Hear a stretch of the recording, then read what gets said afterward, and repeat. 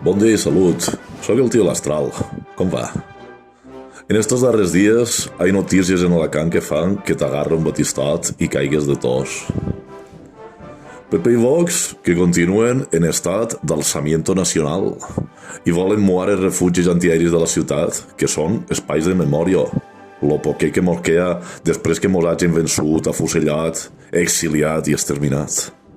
La cosa es resumeix en que és que la república era molt roïna i els treballadors eren molt feroços i malcreguts, així que va venir el feixisme a posar ordre.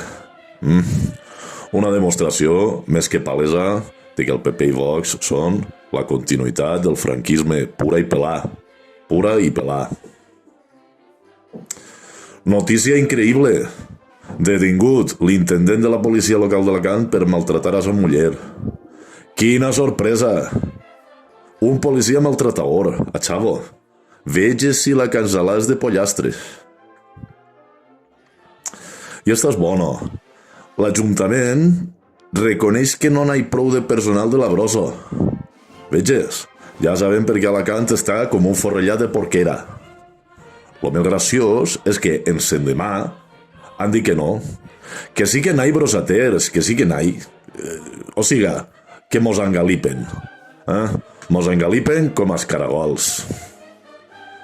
I en Sant Vicent del Raspeig, lo de sempre, plans per a convertir-la en una pura ciutat dormitori d'Alacant. Una ciutat que té gairebé tants habitants com Alcai hauria de tenir un altre disseny. És una llàstima en lo bonico que era tot això de nans. Ara s'ha convertit en un infern xaletero. Veges. Ara resulta que volen construir 1.000 habitances en la part que queda al costat de lo torrent i volta amunt. Si vas per lo torrent a la dreta i tires volta amunt, tot és tros que n'hi.